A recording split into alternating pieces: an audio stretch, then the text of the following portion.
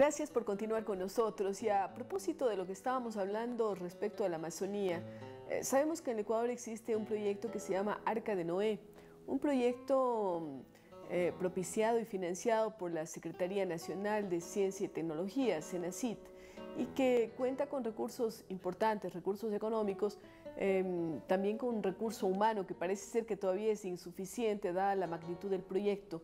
Entendemos que Arca de Noé trata de hacer una especie de inventario de todo lo viviente en el país, ¿no? Estamos hablando fundamentalmente de animales y de plantas.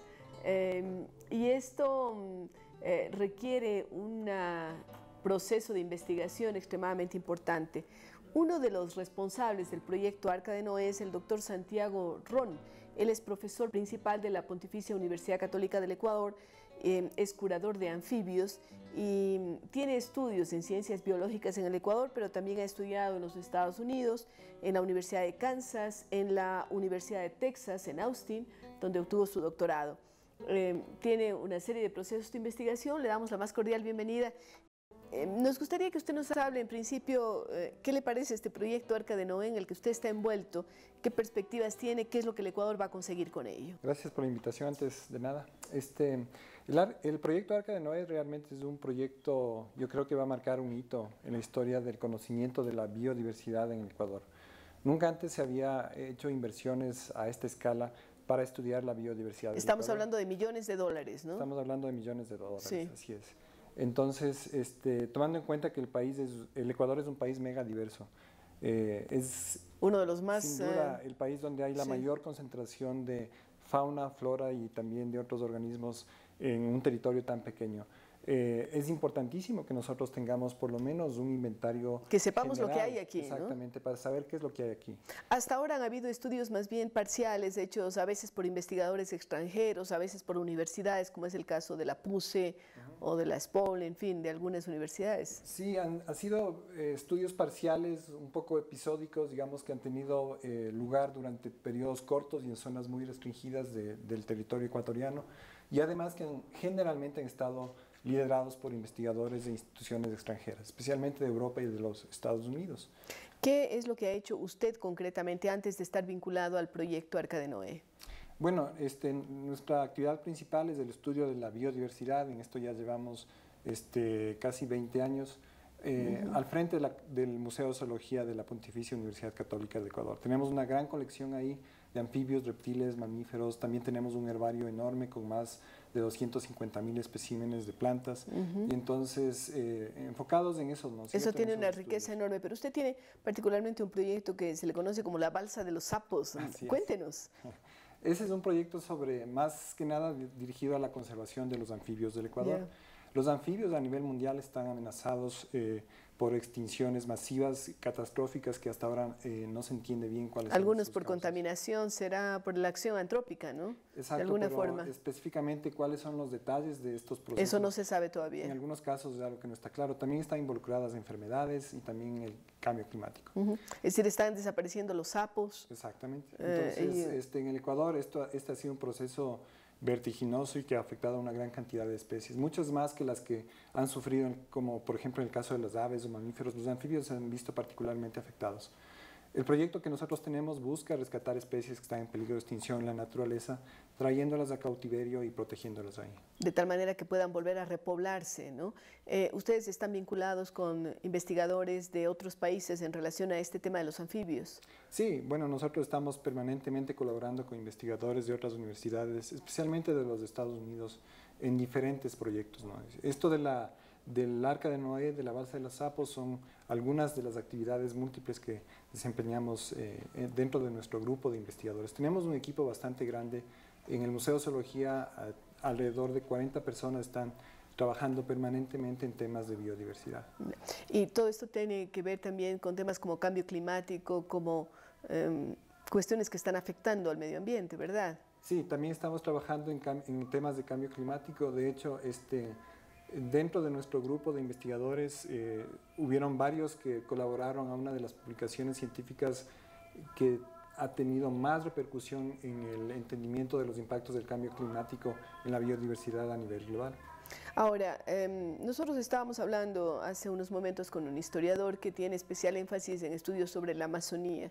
Se ha mencionado siempre la Amazonía como esa gran reserva natural. Antes se hablaba del pulmón de la humanidad, ahora hablamos menos de eso, más hablamos como el aire acondicionado del planeta, pero sobre todo uno de los hubs, uno de los espacios de mayor biodiversidad del planeta. ¿Qué es lo que están haciendo concretamente en el proyecto Arca de Noé respecto de Amazonía?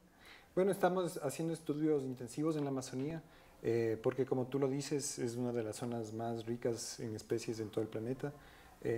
Y en realidad estamos encontrando cosas que incluso a nosotros nos sorprenden, nos admiran.